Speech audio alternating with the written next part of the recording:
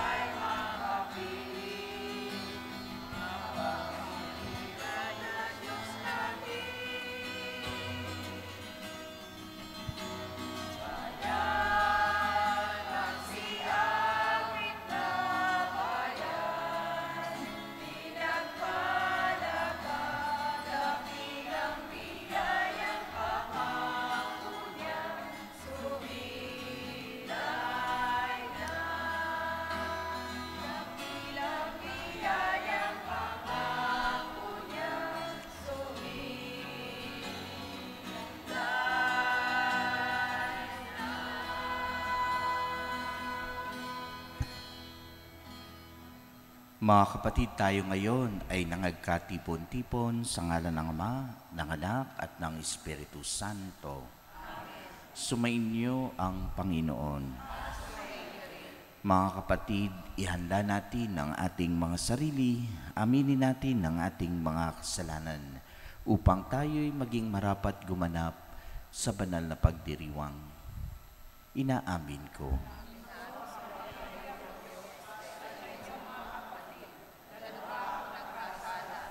Sa isip, sa salita, at sa aking pagkukulang. Kaya sinasamo ko sa lahat ng mga anghel at mga banal at sa inyo mga kapatid na ako'y panalangin sa Panginoong ating Diyos. Kawan tayo ng makapangyarihang Diyos. Patawarin tayo sa ating mga kasalanan at patnubayan tayo sa buhay na walang hanggan. Panginoon, kaawaan mo kami. Kristo, kaawaan mo kami.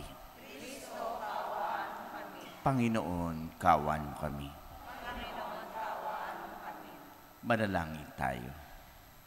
Ama naming makapangyarihan, ang iyong dumadalanging sambayanan ay matapat bunawang lingapit subaybayan upang makita namin ang dapat gampanan. At para rito'y magkaroon kami ng kakayanan sa pamamagitan ni Jesucristo kasama ng Espiritu Santo magpasawalang hanggan.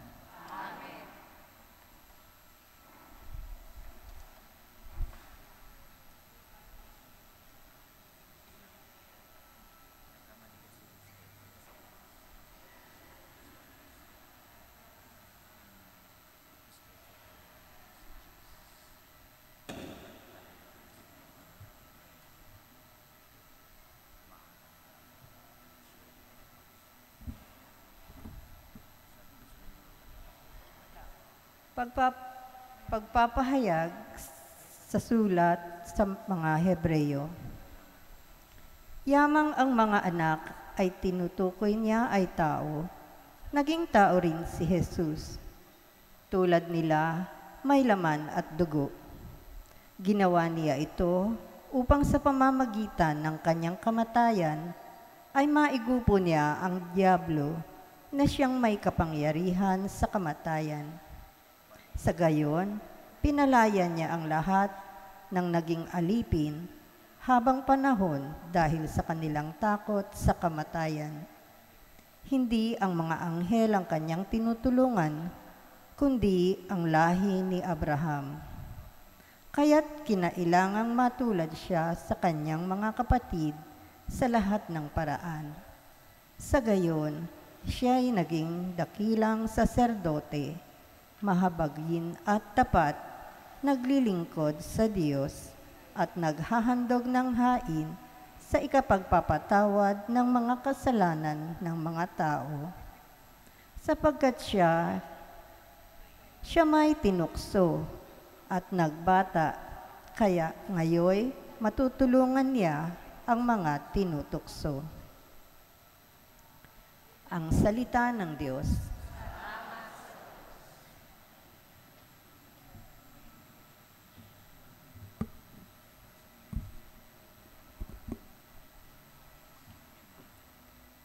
Nasa isip ng may kapal ang tipan niya kailanman.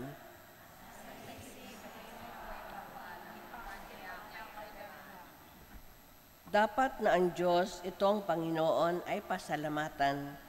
Ang kanyang ginawa sa lahat ng bansay dapat ipaalam.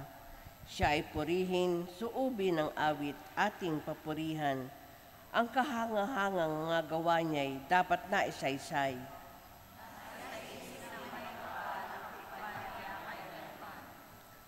Tayo ay magalak, yang lahat tayo ay tunay na Kanya.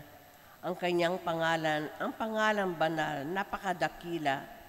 Lahat ng may nais maglingkod sa poon, dapat na magsaya. Siya ay hanapin at ang Kanyang lakas ay siyang asahan.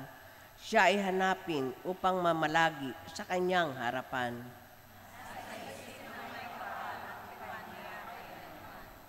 Ito'y nasaksihan ng mga alipit anak ni Abraham, gayon din ang lahat ng anak ni Jacob na kanyang hinirang. Ang Panginoon Diyos ay Panginoon, siya ang ating Diyos. Sa kanyang paghatol ay nasasaklaw buong sansinukob.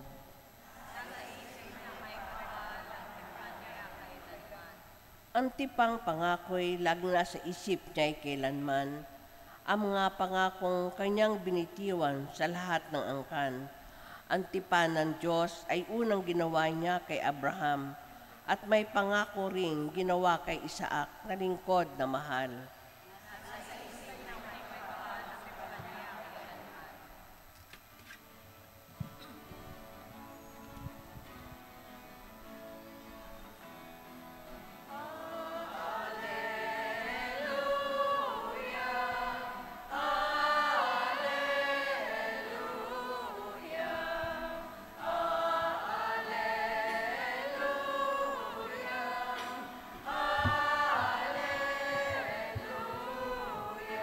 Ang tinig ko'y pakikinggan ng kabilang sa aking kawan, ako'y kanilang susundan.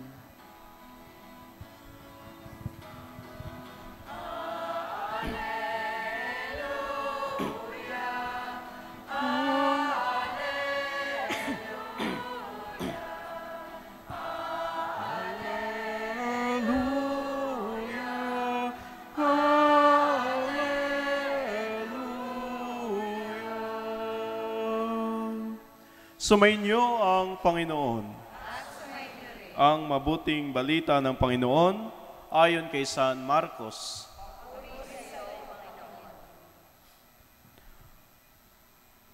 Noong panahong iyon, mula sa sinagoga, si Jesus ay nagtuloy sa bahay nina Simon at Andres. Kasama niya sina Santiago at Juan. Nararatay noon ang biyenan ni Simon Pedro dahil sa matinding lagnat at ito'y agad nilang sinabi kay Jesus. Nilapitan ni Jesus ang babae, hinawakan sa kamay at ibinangon. Noon di inibsan ito ng lagnat at naglingkod sa kanila. Pagkalubog ng araw, dinala kay Jesus ang lahat ng may sakit at ang mga inaalihan ng demonyo at nagkatipon ang buong bayan sa may pintuan ng bahay. Pinagaling niya ang maraming may sakit, anuman ang kanilang karamdaman, at nagpalayas siya ng mga demonyo. Hindi niya hinayaang magsalita ang mga ito, sapagkat alam nila kung sino siya. Madaling araw pa'y bumangon na si Jesus at nagtungo sa ilang napuok at nanalangin. Hinanap siya ni Simon at kanyang mga kasama. Nang siya ay matagpuan, sinabi nila, "Hinahanap po kayo ng lahat." Ngunit sinabi ni Jesus, "Kailangang pumunta rin naman tayo sa mga kalapit bayan upang makapangaral ako roon. Ito ang dahilan ng pag-alis ko sa Capernaum." At nilibot niya ang buong Galilea na nangangaral sa mga sinagoga at nagpapalayas ng mga demonyo. Ang mabuting balita ng Panginoon.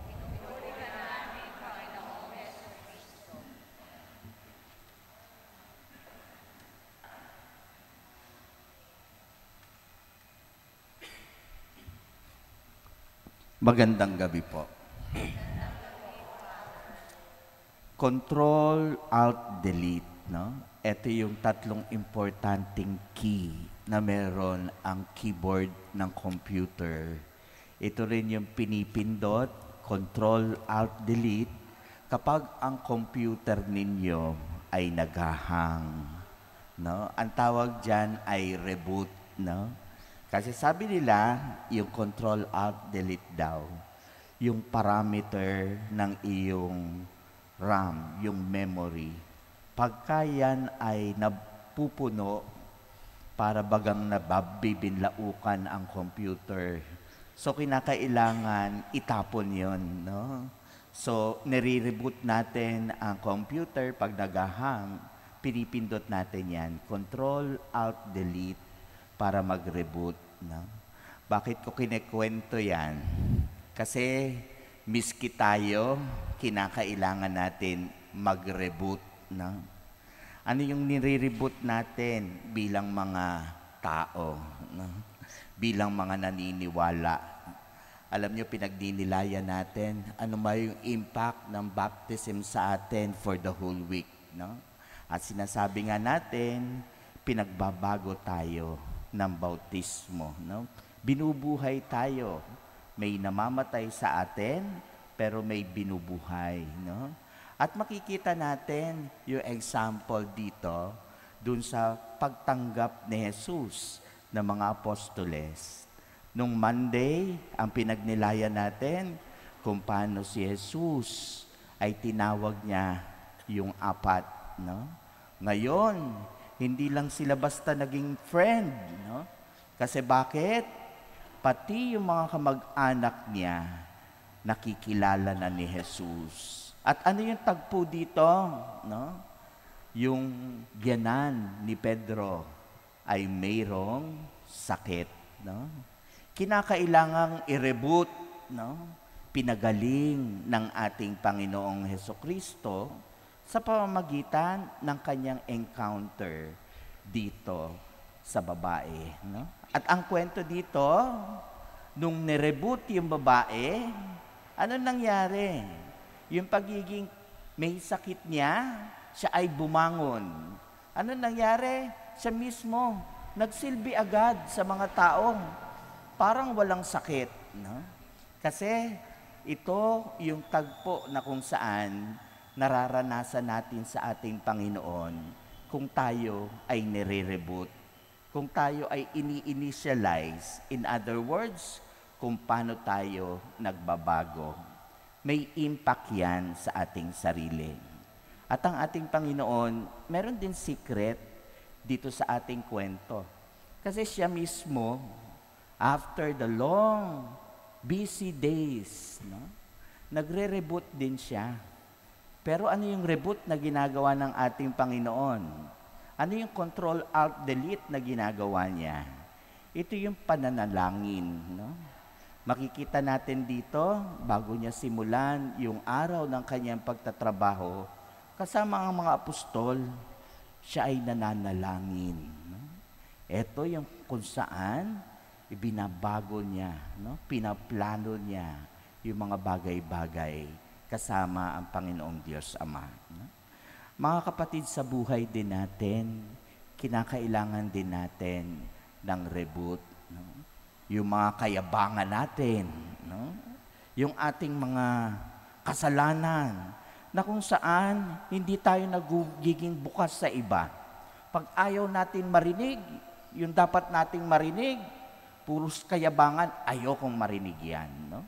Basta ito lang yung tatanggapin ko, okay na. Pero etong mga naniniwala sa Panginoon, nagiging bukas sila. No? Saan? Unang-una sa lahat, sa pagtanggap sa ating Panginoon.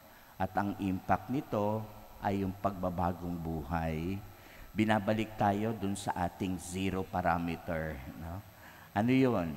Pagka zero parameter tayo, sabi nga nila, yung wala tayong kasalanan, nagiging bukas tayo sa grasya ng Diyos. At dapat, yan yung alalahanin natin. Sana sa paggising natin at pagtulog natin, panalangin is very important. Yan yung control, alt, delete ng buhay natin. Upang sa ganon, maiplano natin, maisagawa natin, at maayos natin, maisabuhay yung araw-araw na ginagawa natin kasama si Jesus. Let us all stand.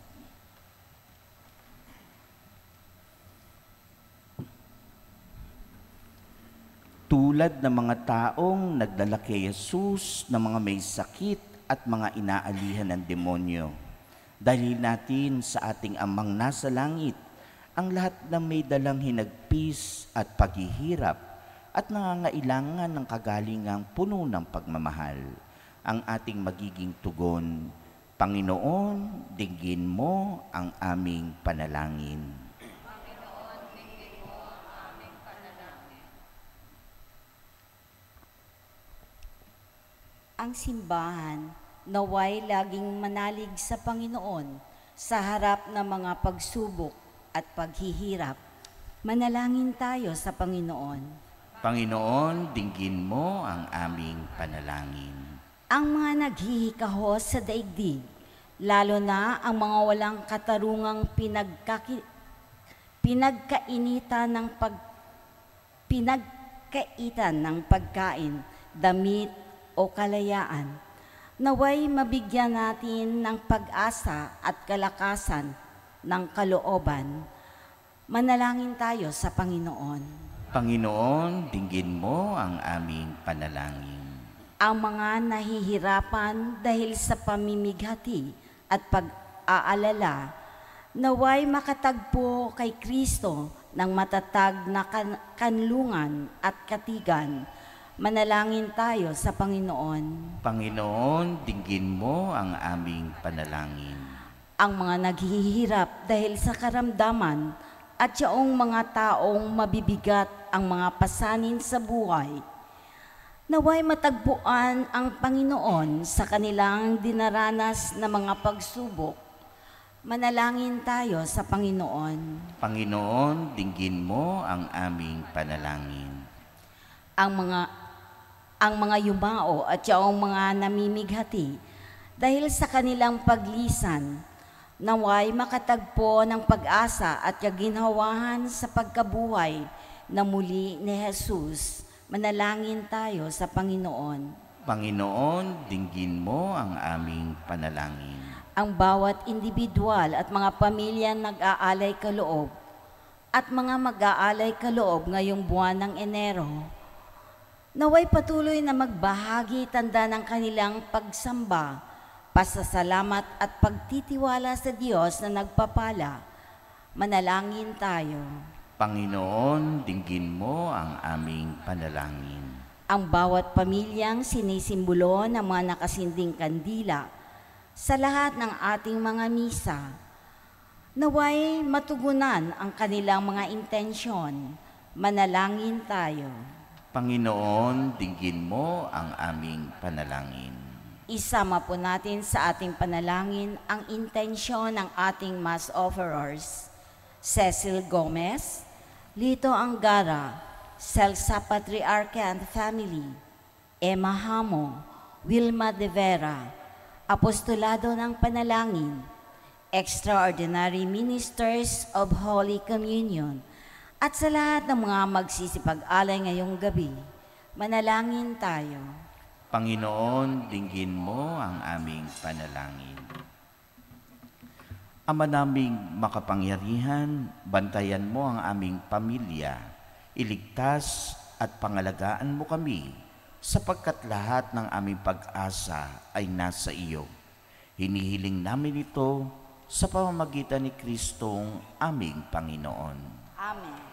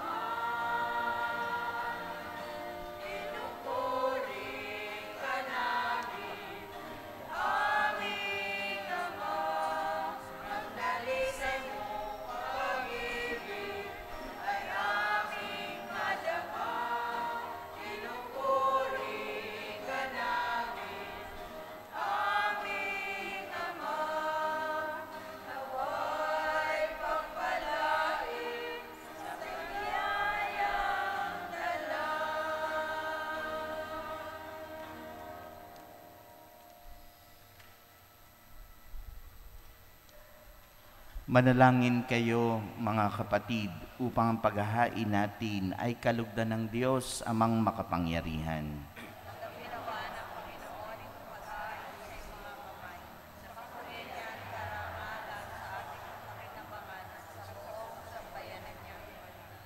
Ama naming lumikha, ang paghahain ito ng iyong sambayanan ay iyong marapating ngayong paunlakan.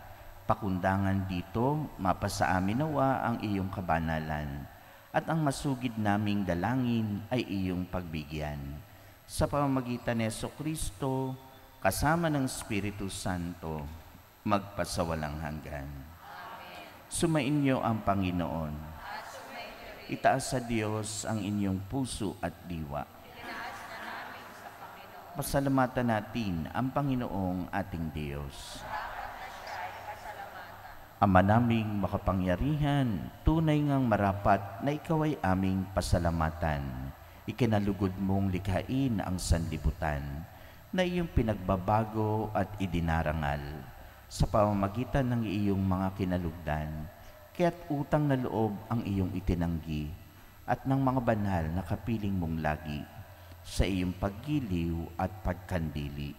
Kaya kaisa na mga anghel na nagsisiawit ng papuri sa iyo, na walang humpay sa kalangitan, kami nagbubunyi sa iyong kadakilaan.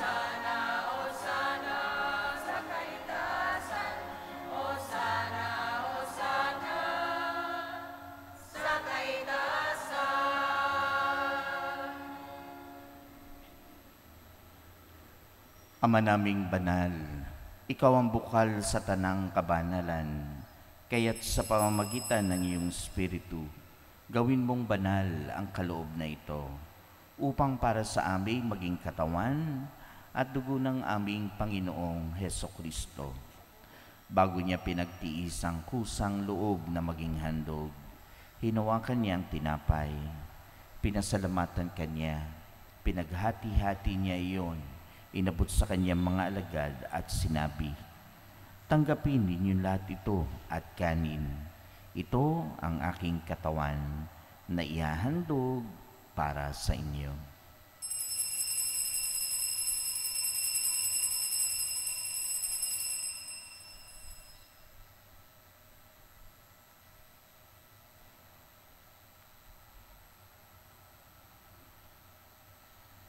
Gayun din naman na matapos ang hapunan, hinawakan niya ang kalis, muli kanyang pinasalamatan.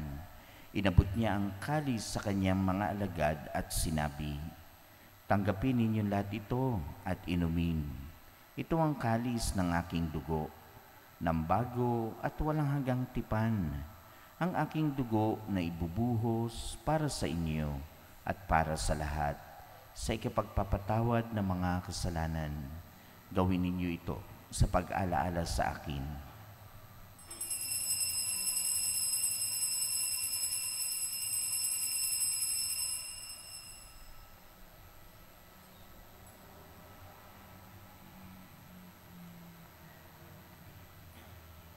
Ipagbunyi natin ang misteryo ng pananampalataya.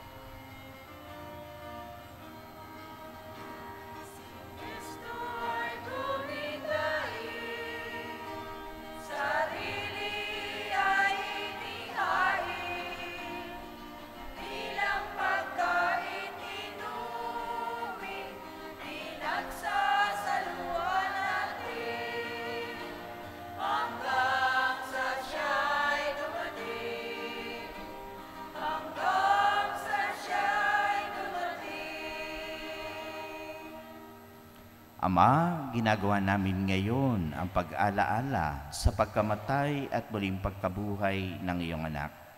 Kaya't iniaalay namin sa iyo ang tinapay na nagbibigay buhay at ang kalis na nagkakaloob ng kaligtasan.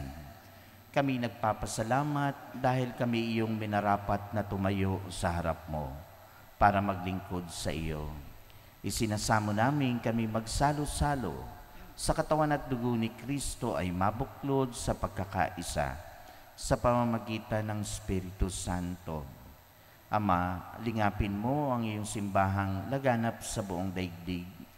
Puspusin mo kami ng pag-ibig kaisa ni Francesco na aming Papa, ni Roberto na aming Obispo at ng Tanang Kaparian. Alalahanin mo rin ang mga kapatid naming nahimlay na may pag-asang sila'y muling mabubuhay. Gayun din ang lahat ng mga pumanaw. Kawaan mo sila at patuloyin sa iyong kaliwanagan. Kawaan mo at pagindapating kaming lahat na makasalo sa iyong buhay na walang wakas. Kaisa na mahal na Birheng Maria na ina ng Diyos, kaisa ng mga apostol at lahat ng mga banal na namuhay dito sa daigdig ng kalugod-lugod sa iyo. Maipagdiwang nawa namin ang pagpupuri sa ikararangal mo sa pamamagitan ng iyong anak na aming Panginoong Hesukristo. Sa pamamagitan ni Kristo, kasama niya at sa Kanya, ang lahat ng parangal at papuri ay sa iyo, Diyos amang makapangyarihan, kasama ng Espiritu Santo, magpasawalang hanggan.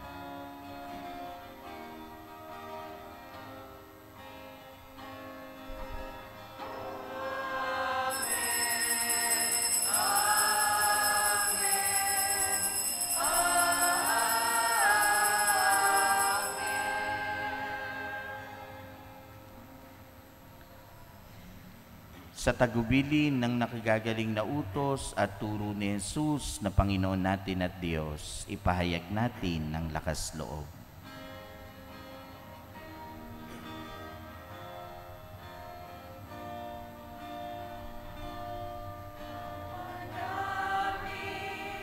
Sumasalangit ka,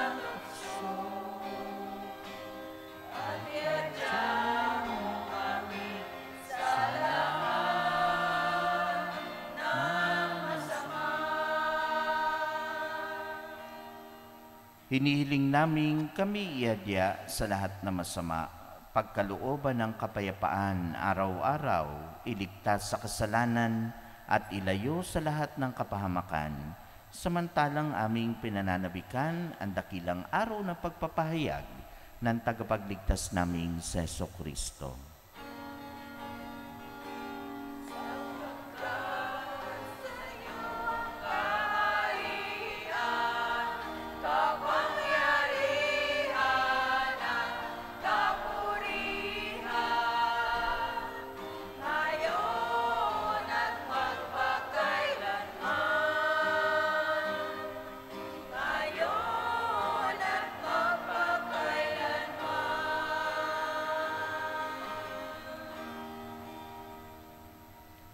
Panginoong Hesukristo, sinabi mo sa iyong mga apostol, kapayapaan ang iniiwan ko sa inyo. Ang aking kapayapaan ay ibinibigay ko sa inyo. Tungayan mo ang aming pananampalataya at huwag ang aming pagkakasala. Pagkalooban mo kami ng kapayapaan at pagkakaisa. Ayon sa iyong kalooban, kasama ng Espiritu Santo, magpasawalang hanggan. Ang kapayapaan ng Panginoon ay laging sumainyo. Magbigayan kayo ng kapayapaan sa isa't isa.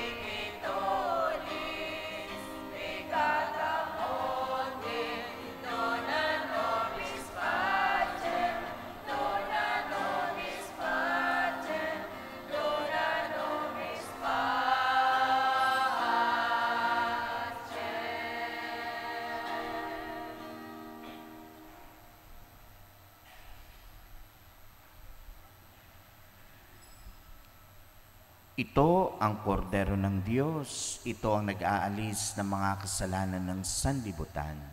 Mapapalad ang mga inaanyayan sa kanyang piging. Panginoon, hindi ako marapat dapat na magpatuloy sa iyo. Ngunit sa isang salita mo lamang ay gagaling na ako.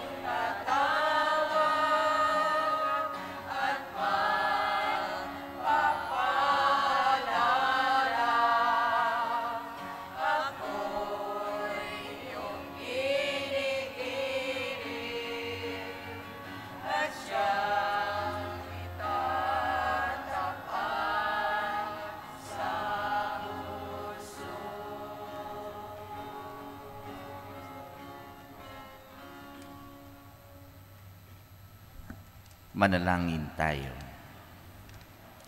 Ama naming mapagmahal, hinihiling namin kami pagbigyan, pakundangan sa iyong dulot na pakikinabang. Ipagkaloob mong ikaw ang aming paglingkuran sa pamumuhay namin sa paraang iyong kinalulugdan, sa pamamagitan ni Jesucristo, kasama ng Espiritu Santo, magpasawalang hanggan. Patalastas. Ang second collection po natin ay para sa patuloy na pagpapagawa ng simbahan ng Kristong Hari sa Commonwealth. Salamat po sa inyong pagtulong sa ating diocese sa pamamagitan ng second collection. Salamat sa lahat ng mga pamilya at individual na nag-alay kaloob at mag-aalay kaloob ngayong buwan ng Enero. Salamat po sa lahat ng naging tapat sa Alay Kaloob 2024. Makakatanggap po kayo ng poster ng Our Lady of Fatima, healing oil at istampita. Pati na din po ng Alay Kaloob Kit for 2025. Mag-alay kaloob na. Available po ang family candle offering sa buwan ng Enero in honor of Santo Niño. Nakasindi po ito sa lahat ng misa sa ating parokya araw-araw. Kasama po ang inyong pamilya sa lahat ng misa sa ating parokya sa pamamagitan ng inyong family candle offering. January 16, 17, 18, ang ating Triduum Mass in honor of Santo Niño at 6 p.m. At sa araw po ng Linggo, January 19, ang Feast Mass 11 a.m. sa pamayanan ng Santo Niño sa pangunguna ni Ate Gloria Mones at mga kasama. Magdala po tayo ng imahe ng Santo Niño sa January 19, Feast of Santo Niño upang mabasbasan. Pagbabasbas din po tayo ng mga bata, magbabasbas din po tayo ng mga bata sa lahat ng misa sa araw na yon. Dalhin po ninyo ang inyong mga anak at apo sa January 19. Viva Santo Niño, Peace Señor.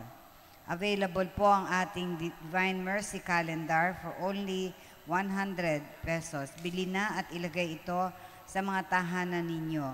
Jesus, I trust in you.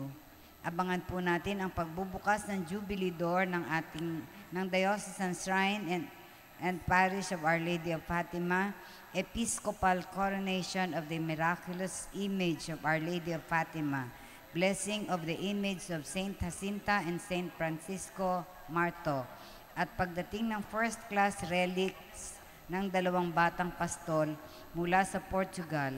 Salamat sa Diyos sa mga biyayang ito sa ating lahat. Salamat po. Sa Sunday po, wag nating kakalimutan ha. Dali natin yung mga bata, Santo Niño ha. Dali niyo po at meron tayong special blessing sa mga bata. Ganon din sa inyong mga Santo Niño. Let us all stand. Sumainyo ang Panginoon at pagpalain kayo ng makapangyarihang Diyos, Ama, Anak, at Espiritu Santo. Tapos na ang misa, humayo kayong mapayapa. Salamat sa Diyos.